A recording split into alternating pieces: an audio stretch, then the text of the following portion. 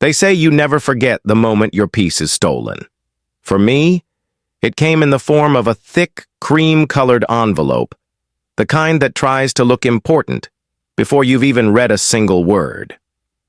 I pulled it from the mailbox on a Tuesday morning. Wedged between a gourmet dog biscuit catalog and a charity gala invite, I had no intention of attending.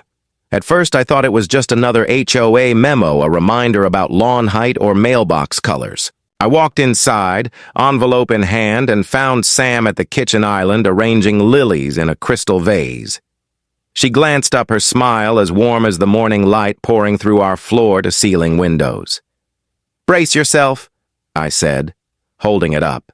The fun police are at it again. Probably about the mailbox paint. She laughed, a sound like wind chimes on a summer breeze. "Did you use eggshell instead of cream again, you monster?"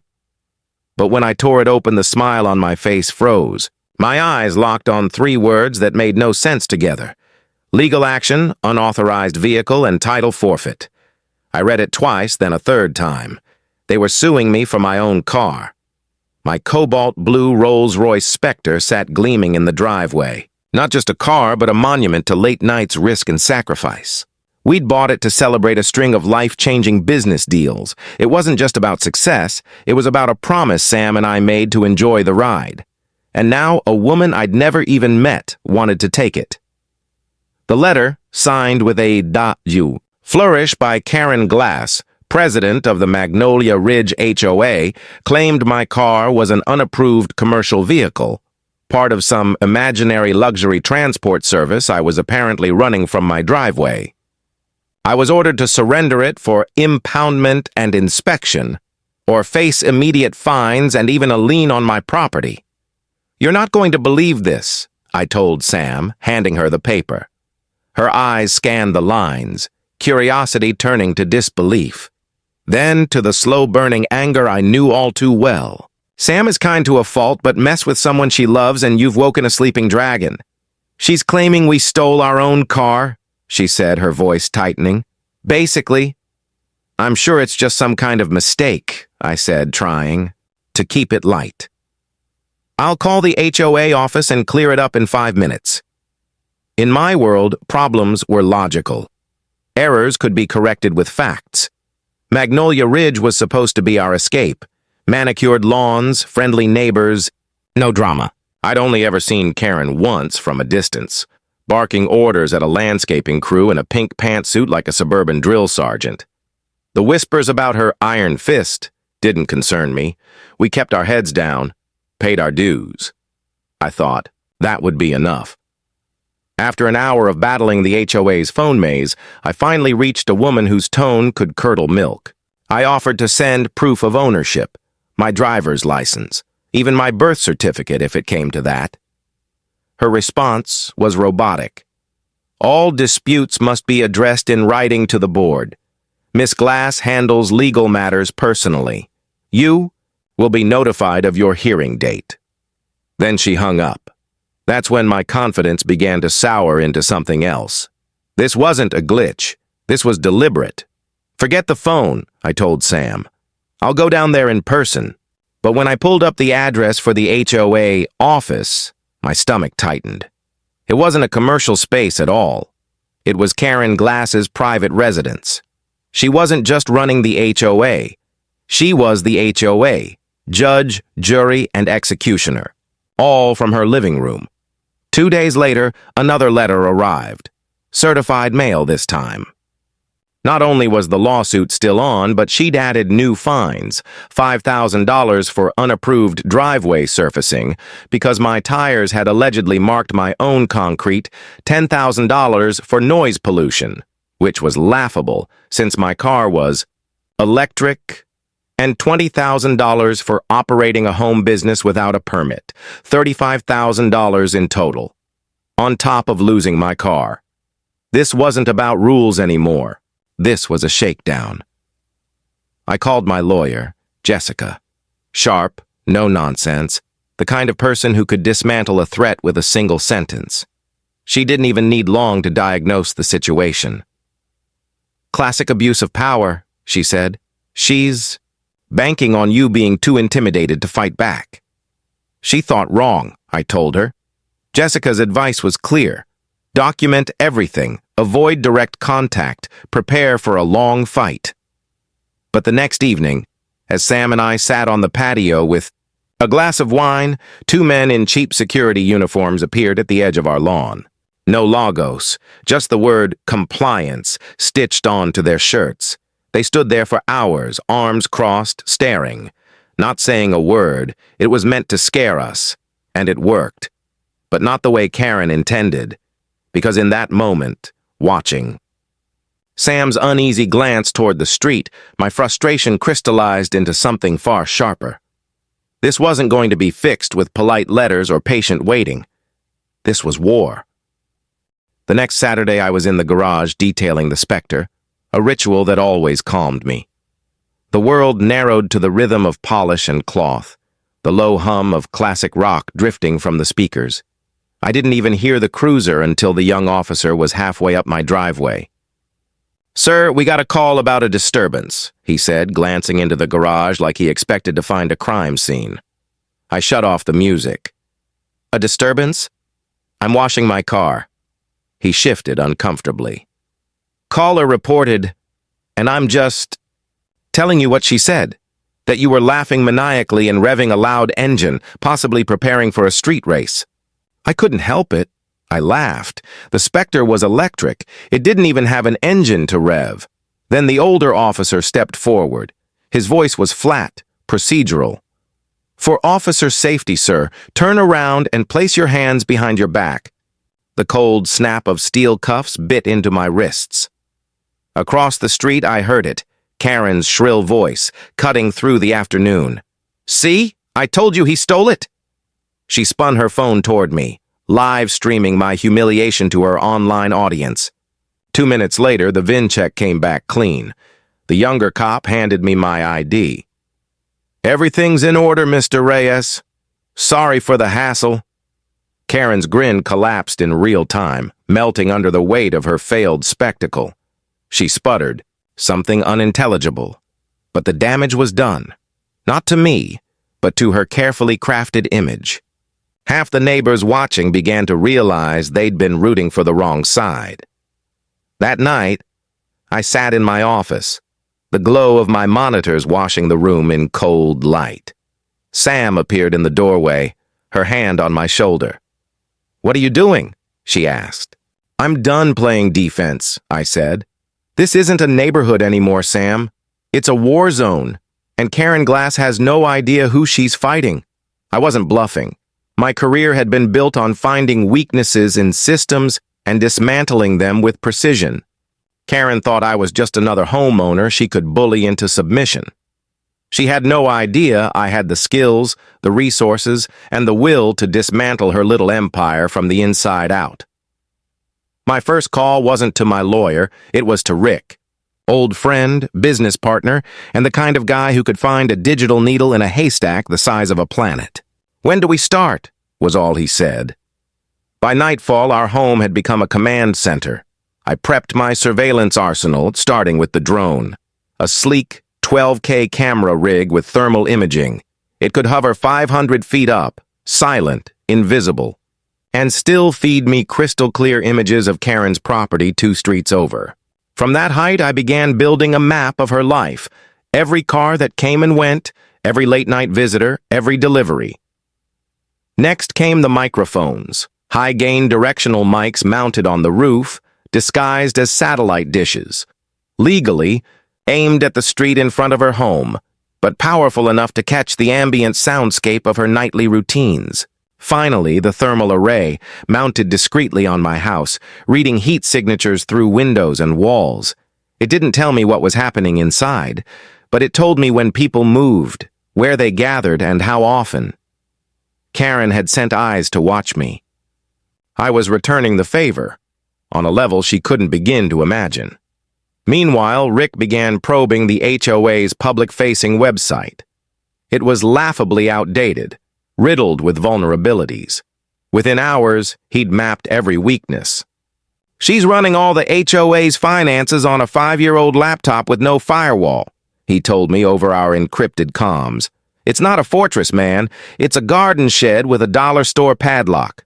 But sometimes the biggest breaks come from the smallest, most unexpected sources. It was Derek, our conspiracy-loving bird-watching neighbor. He caught me launching the drone one afternoon and shuffled over, suspicion in his eyes. "That one of them government chemtrail monitors?" he asked, pointing skyward. I smirked. "Something like that, just keeping an eye on the neighborhood." His expression shifted instantly. "Good. It's that glass woman. She's out of control." Then came a torrent of stories. The widow fined for a garden gnome 2 inches too tall. The young family threatened over a swing set. The $200 auditory blight fee Derek himself had been slapped with for his wind chimes. He wasn't just venting. He was handing me a treasure trove of anecdotal evidence, a chorus of grievances that painted a clear pattern of abuse. This wasn't just my fight anymore. And then, the first real piece of the puzzle fell into place. The drone's thermal feed showed something strange. Every night at precisely 2 a.m., a sedan would pull into Karen's driveway, idle for 15 minutes, leave. The driver never got out. Rick enhanced the footage, cross-referenced a partial plate through his unconventional databases. The car belonged to a shell company, and that shell company's registered agent, a man named Martin Glass, Karen's brother. A disgraced real estate developer with a trail of bankrupt projects and shady deals. Why was he meeting her in the dead of night? What were they hiding? We didn't know yet, but we had a thread. And when you start pulling threads, you'd better be ready for the whole thing to unravel. The discovery of Martin Glass changed everything. This wasn't just Karen's petty crusade anymore. It smelled like a bigger game, the kind where every move is calculated and every piece on the board is expendable. Rick and I dove in head first. We treated the HOA's digital records like a crime scene. Every byte was potential evidence. The password to the HOA's cloud server, the vault where meeting minutes, vendor contracts, and financial statements lived, was laughably simple. Magnolia 123. Rick cracked it in under 30 seconds. What we found inside made my jaw tighten. Invoices to landscaping companies that didn't exist. Pool maintenance contracts linked to empty lots. Tens of thousands flowing from HOA accounts into a maze of shell corporations. All of them, after a little digging, leading straight back to Martin Glass. Karen wasn't just a bully. She was embezzling on a scale that could put her away for years.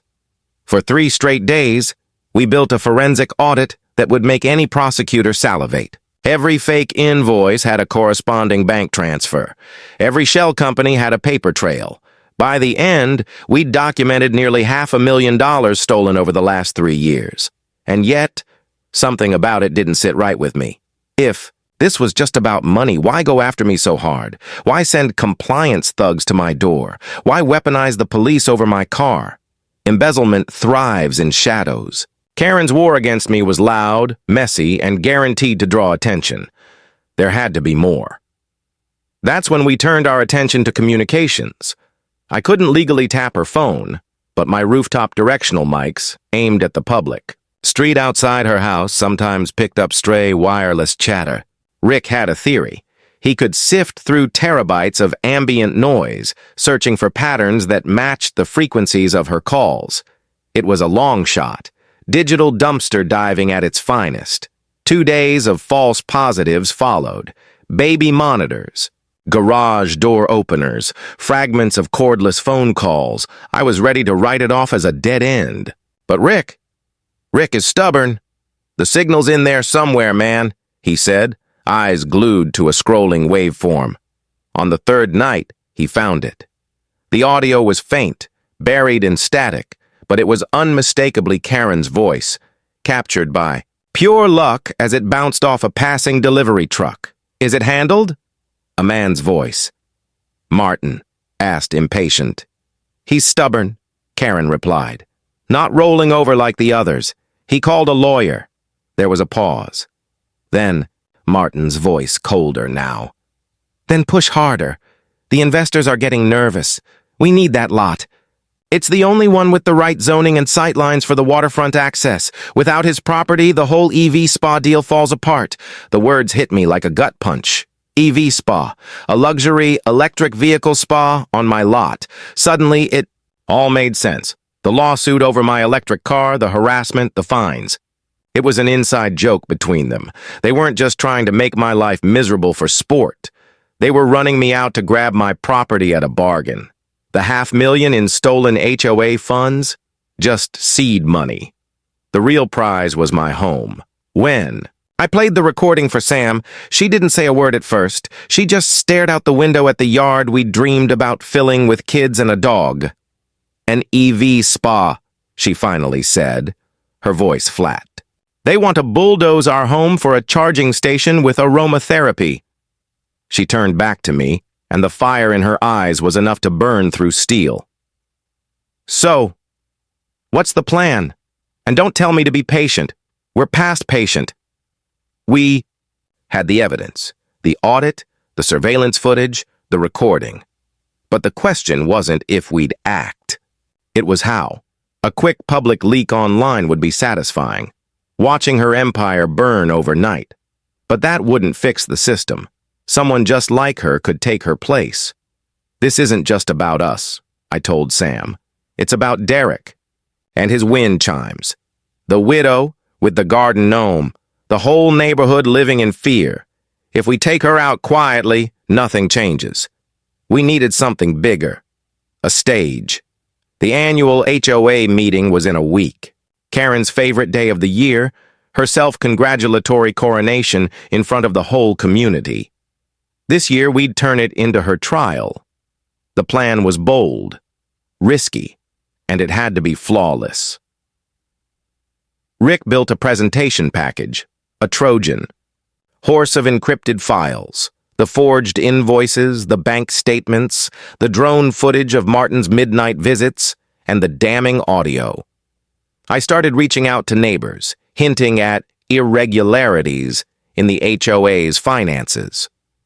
Derek became our town crier, rallying everyone who'd ever been burned by Karen. By the night before the meeting, a quiet rebellion was simmering, which is when Karen made her move. Her compliance enforcers returned, pounding on our door and shouting about a new rule. Our porch light was the wrong Kelvin temperature. I didn't open the door. Instead, I hit a button on my phone. High-pressure driveway sprinklers burst to life, drenching them in seconds. They slipped, swore, and stumbled back to their car, humiliated. It was petty, and it was glorious. Tomorrow, the real show would begin. And Karen Glass had no idea she was about to be the star.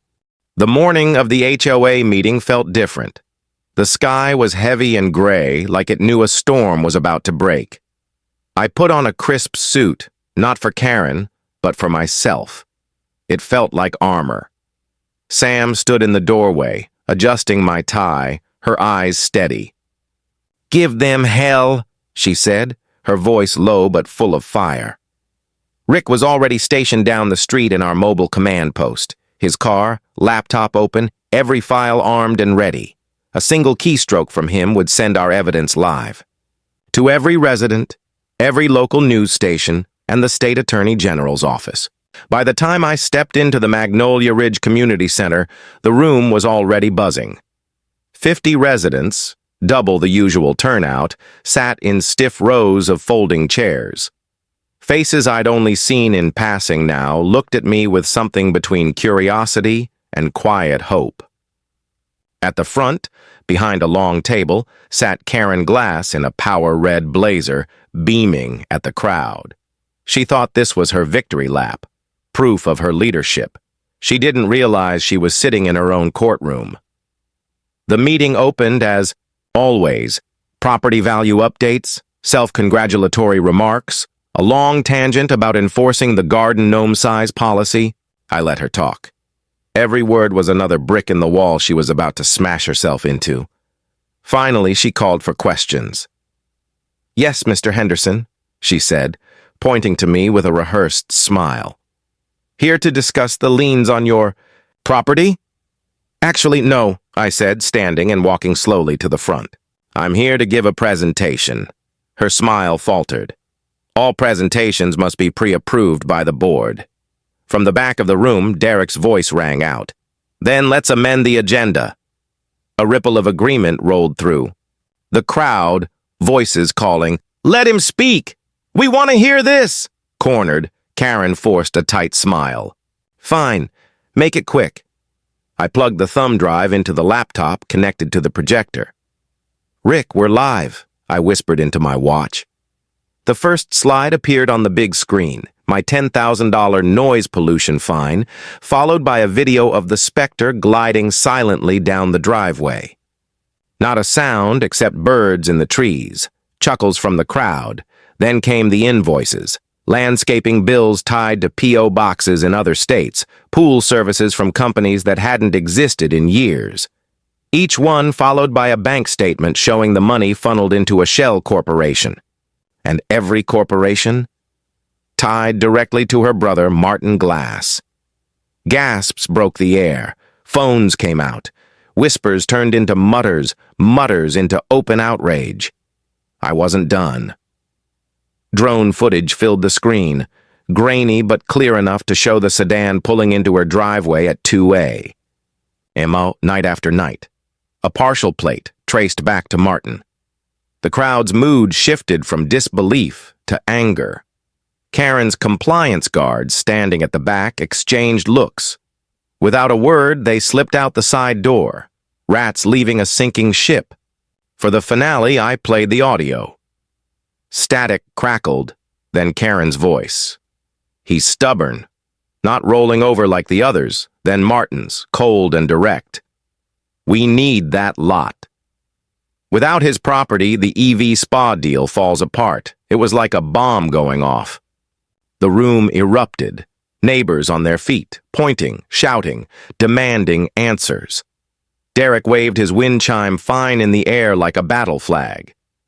Karen sat frozen, her face a shade paler than I'd ever seen. I could have ended it there. But then my watch buzzed. A message from Rick. Dude, you need to see this. I found one more file. It's bad. Really bad.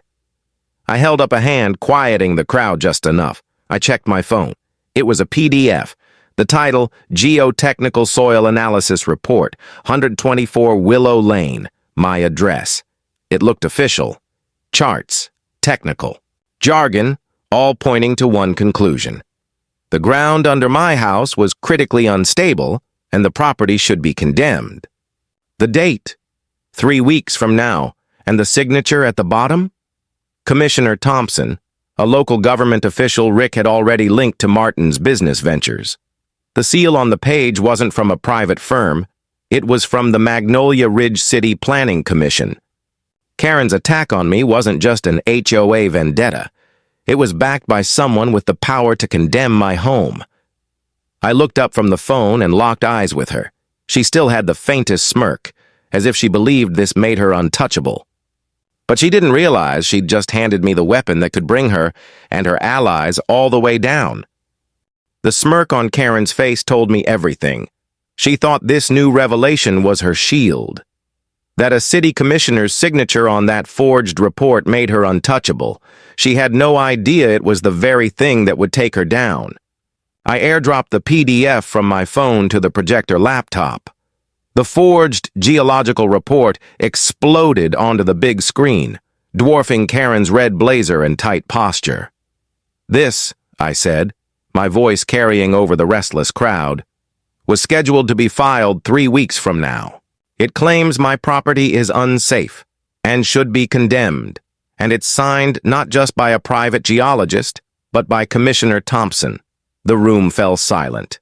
This same commissioner, I continued, is a silent partner in the EV spa project they plan to build on my land. The weight of it hit like a sledgehammer. This wasn't about mailbox colors or garden gnomes anymore. This was a criminal conspiracy that stretched from our HOA boardroom to City Hall. Phones came up again. But this time, people weren't just recording. They were calling. The mayor's office, the district attorney, local reporters. Rick had already queued up their numbers in a group text. Karen's smirk evaporated. The arrogance was gone. All that was left was the flicker of panic behind her eyes. "This was never about a car," I said, my voice tightening.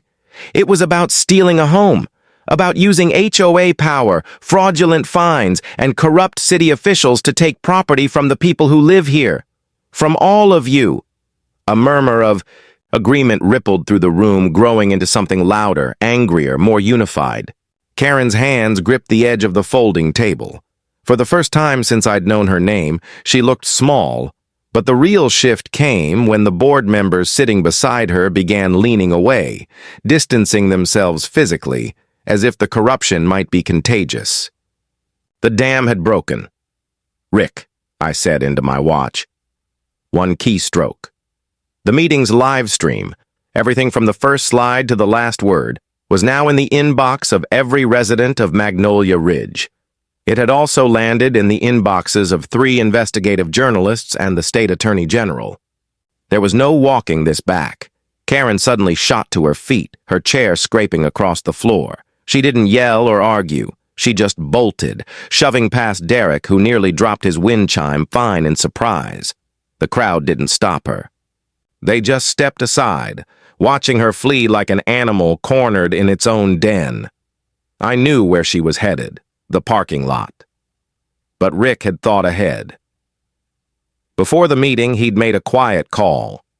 Karen burst out the double doors into the overcast daylight and froze. 2 police cruisers were angled across the lot, blocking the exit. These weren't the same weary patrol officers she'd summoned before. These were detectives from the DA's office. Serious faces. No patience for games. Karen's eyes darted wildly. Then she spotted it. An old golf cart by the tennis courts, keys still in the ignition. It would have been laughable if it wasn't so desperate. She dove into the seat, slammed the accelerator, and tore across the manicured lawn she'd policed for years. The cart bounced, swerved, tore ruts into the turf. 15 seconds later, she lost control and crashed straight into the side of a police cruiser. The detectives didn't rush. They walked, calm, deliberate, as if this was just another Tuesday. They pulled her out, cuffed her, and walked her back across the grass in front of the neighbors she'd fined, threatened, and intimidated for years. The cheer that erupted wasn't polite applause. It was years of fear and frustration breaking loose all at once. Inside, the remaining board members were being surrounded by residents demanding resignations. One by one, they scribbled their names on the backs of meeting agendas, abandoning the table they'd hidden behind for so long. The regime was finished. But this wasn't just a local win. The city's fingerprints were all over that forged report. And Commissioner Thompson wasn't going to slip away quietly. Because if Karen thought she had powerful friends, she hadn't met what happens when an entire neighborhood decides to fight back together. The aftermath hit like a summer storm, sudden, loud, and impossible to ignore. By the time Karen was shoved into the back of the cruiser, the news vans had already rolled up. Microphones and cameras swarmed the Magnolia Ridge Community Center like bees to a hive. Derek, naturally, was in his element, giving a passionate, borderline theatrical interview about the reign of terror and shaking his wind chime fine at the cameras like it was Exhibit A in the trial of the century. The HOA board members who hadn't resigned were ushered out through a side door, avoiding the gauntlet of furious neighbors. But it didn't matter. Their faces were already all over the live stream, forever linked to Karen's implosion. That night, the story broke on every local news channel. HOA president arrested in fraud and extortion scandal. But the real bombshell was the second headline, flashing in red across the screen. City Commissioner linked to property scam under investigation. Commissioner Thompson, the man whose signature was on that forged geological report. The man who had the power to condemn homes with a single pen stroke. The DA's office confirmed that both Karen and her brother Martin were being charged not just with HOA-level fraud, but with conspiracy, embezzlement, and attempted property theft. And Thompson? He was cooperating with investigators, which everyone knew was politician speak for lawyering up. The next morning, Magnolia Ridge was buzzing. Neighbors who'd barely made eye contact before were now stopping in the street to talk. People were finally comparing stories out loud, realizing they'd all been played by the same set of hands. The new HOA board was elected in a special meeting just 3 days later. Derek, to no one's surprise, was voted president by an overwhelming majority. His first order of business? Nullify every fine issued by Karen in the last 5 years. The second? Hire an independent accounting firm to dig through the HOA's finances and figure out exactly how much had been stolen and how much could be recovered. But while Magnolia Ridge was starting to heal, I knew the real fight wasn't over. Rick, and I kept digging, feeding everything we found to the DA's team. They wanted the whole network, not just Karen, Martin, and Thompson, but anyone else who had touched that EV spa deal. Contractors, investors, middlemen, and they were finding them. Emails, bank transfers, even a private dinner reservation list from a waterfront steakhouse where Thompson had been seen with one of the spa's silent partners just weeks before the forged report was created. It was bigger than we'd guessed. I kept thinking about the moment in the meeting when Karen smirked, believing her connections made her safe.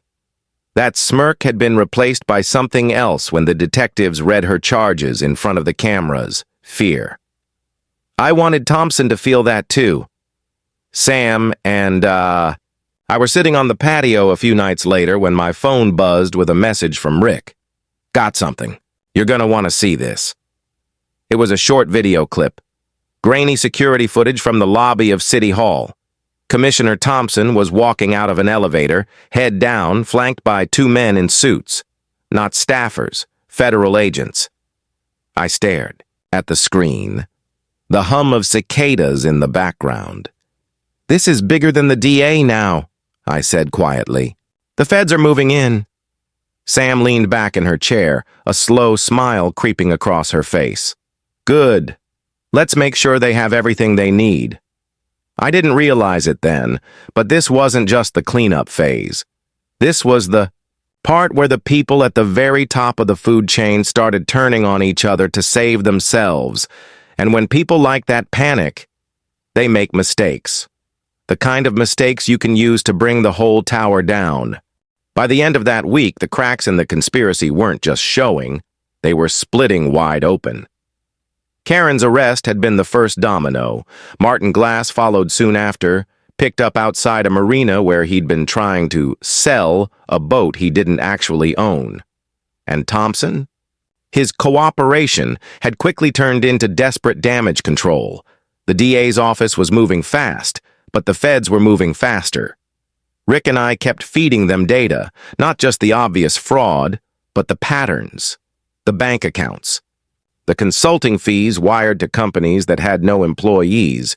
And then, out of nowhere, Rick called me late one night. "You're not going to believe this," he said, his voice buzzing through my headset. "Martin's already talking."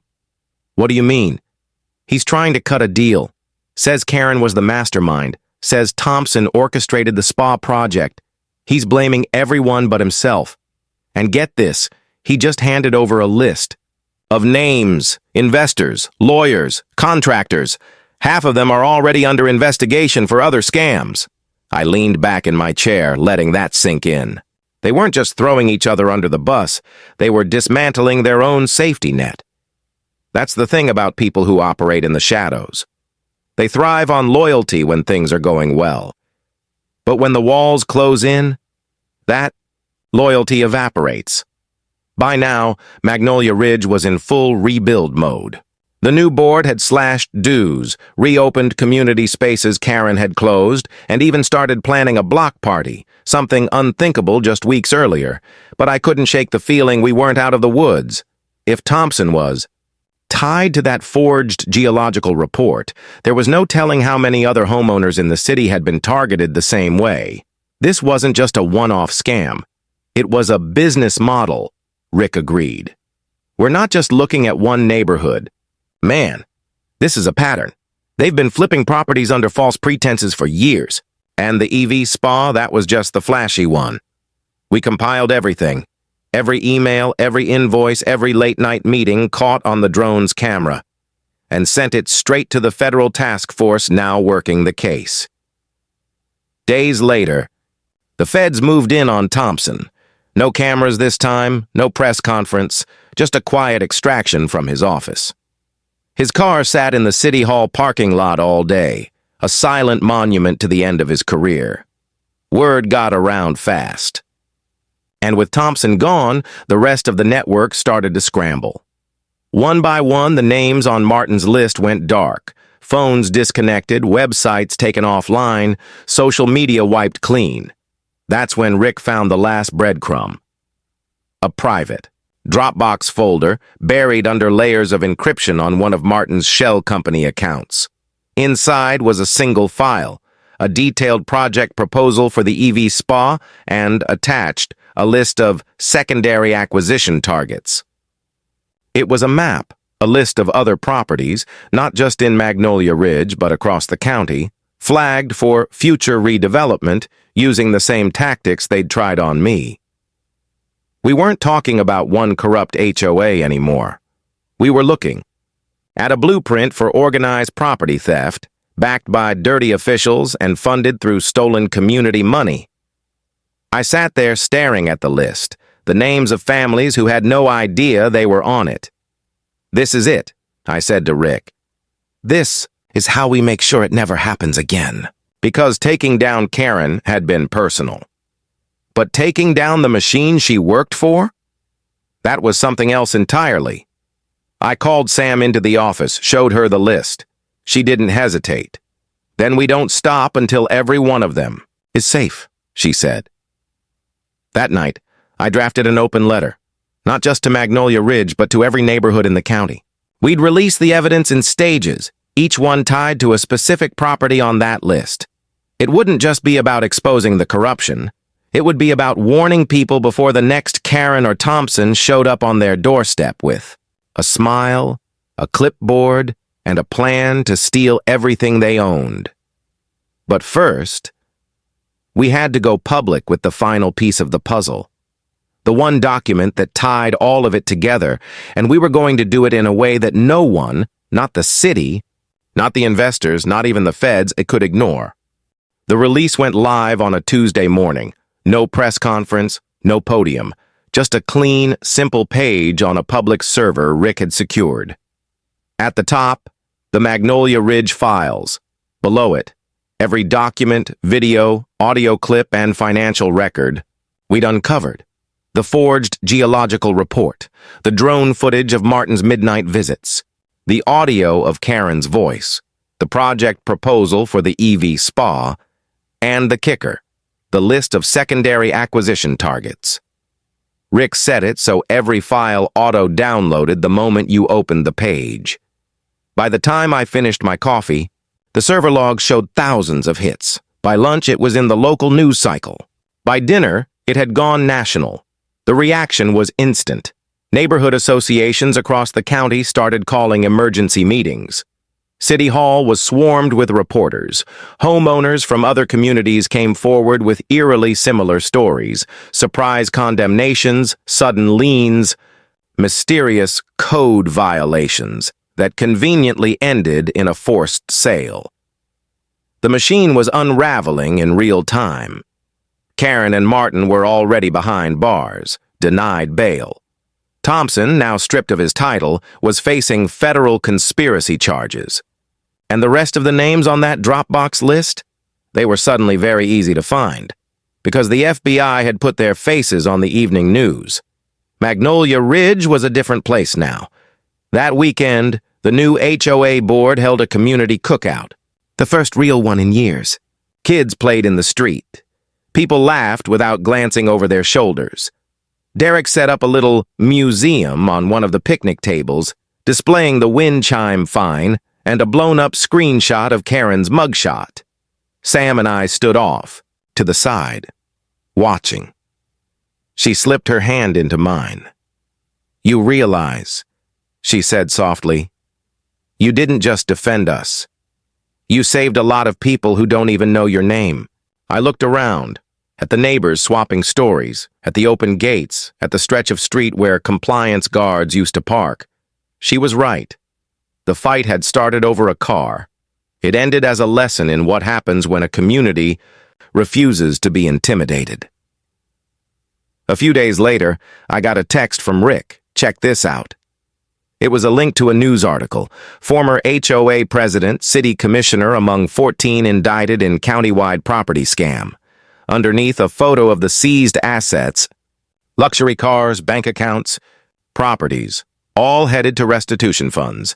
I sent him back a single line. Worth it.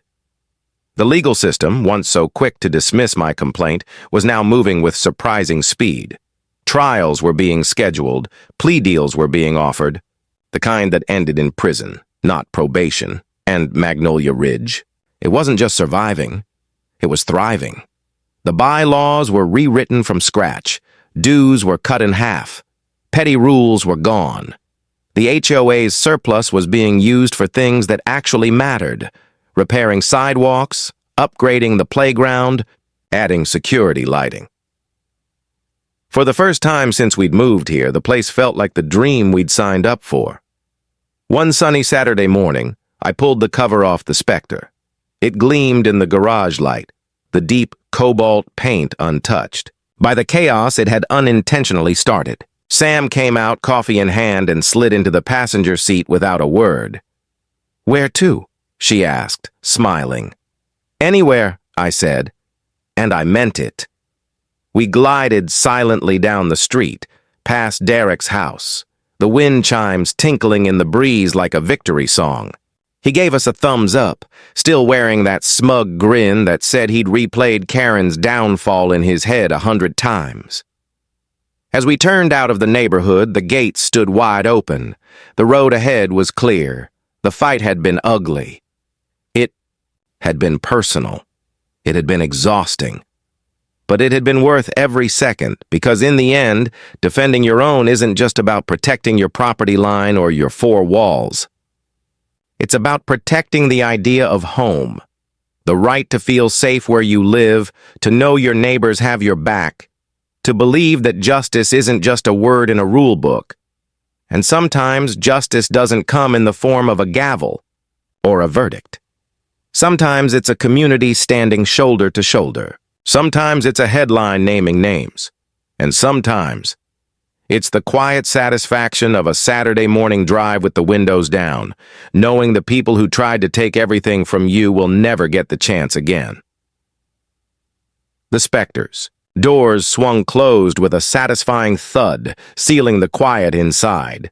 We rolled on, sunlight flickering through the trees, the hum of the tires the only sound. We weren't just leaving Magnolia Ridge that morning, we were leaving the war behind, and, for the first time in a long time, we were truly free.